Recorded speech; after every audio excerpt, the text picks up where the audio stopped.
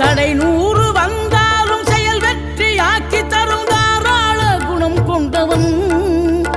நீ வலை வீசும் அறிவுக்கு தொலைவானவானாகி மாறாது அருள் செய்பவன் தீராத காதலோடு திருவடியை தொழுபவர்க்கு திரவியமே தருகின்றவன்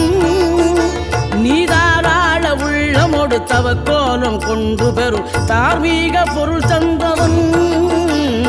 தார்மீக பொருள் தந்தவன் ஆறுபடை வீடும் அருள் வழங்கும் முருகா அருகே நீ ஓடோடிவா மூவிரண்டு முகம் ஜொலிக்க 2 கரங்களுடன் ஆதர